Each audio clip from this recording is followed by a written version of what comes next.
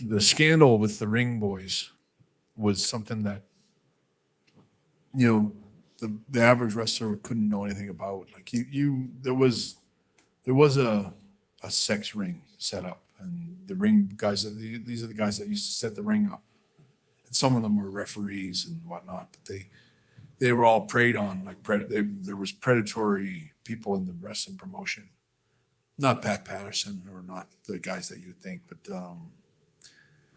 some of the guys that hired the ring crew. I think it was a former wrestler named Terry Garvin who was sexually molesting all these young. They're all young boys, about 19, 18, 19 years old. And basically, it was like, you can get more work if you do the right things around here. And it got to be like, you had to sleep with these guys, and then these guys that were ring boys, we call them ring boys, but they were getting preyed on left and right, and by this sort of like three or four guys that were hiring them. And I don't know if you remember that. There was a wrestler named, or sometimes you might see that there was a ring announcer that used to go in the ring and announce the wrestlers named Mal Phillips, was a black ring announcer.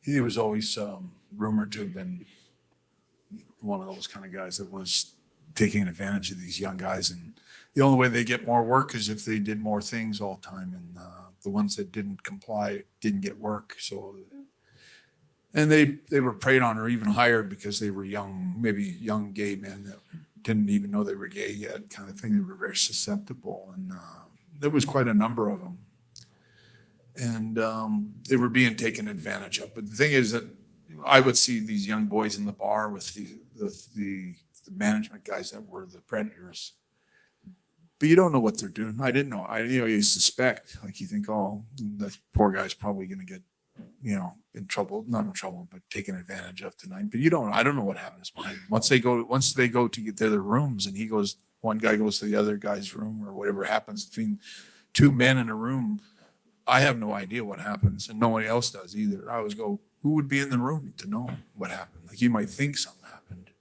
And that was kind of what it was, is the whole case behind Vince was all based on hearsay. Wrestlers going, these guys are taking advantage of raping these ring boys and all this stuff, but nobody knows. I don't know. We joke about it or kind of mused about it, but it was like, I going, like when it actually came to trial, and like when the Vince was, starting to fear for that he might go to jail for all this stuff. I can remember wrestlers going, like, I can remember Honky Tonk in particular talking about, that he knows that all these things are happening, and he's taking advantage of these gay boys. And I'm going, how do you know? You don't know. You're talking out of your ass. You think stuff like that's happening. Maybe it is happening, but you're not a witness to it. And that's what the whole case was built on rumors and hearsay and stuff. And then when it came down to the trial, I can remember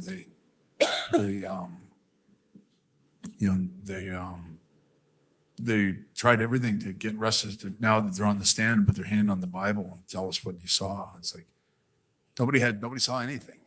I could have told them that before the trial. Like, it's all rumor and suspicion. So I suspect they were doing this or whatever. Anyway, so that's when that all fell apart.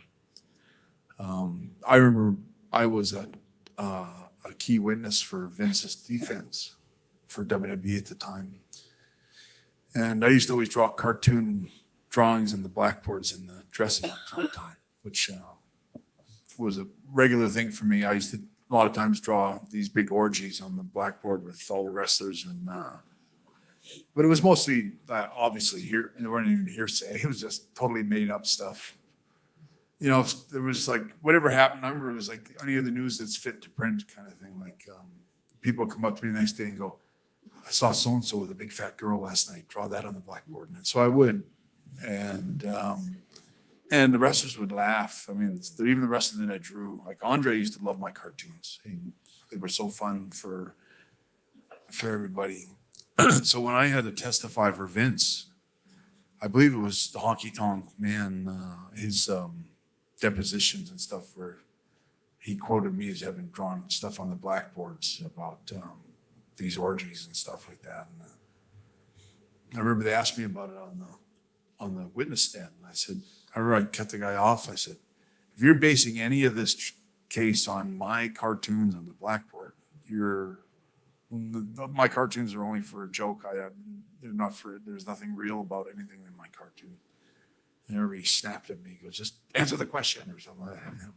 That was kind of the whole meat of it, is they didn't have any real evidence. And I was never too worried about it. But Vince, when I was champion, like, they were actually told me that Vince would keep running wrestling from jail if that happened. Like if he got sentenced and had to go to jail, because it was apparently the feds wanted Vince really bad. They were after him. They were on the hunt, and they were nothing they were gonna stop short of to put him in jail. And I think Vince knew that. And it was probably a pretty scary time for him, because I think he thought he might go to jail for just stories and rumors that everybody had said about those ring boys. Luckily, they did fire all the guys that were involved with all that, and some of the ring boys got settlements and stuff like that, and they end up thinking that all got swept under the rug. But I think it was really happening, and I'm glad that it got corrected.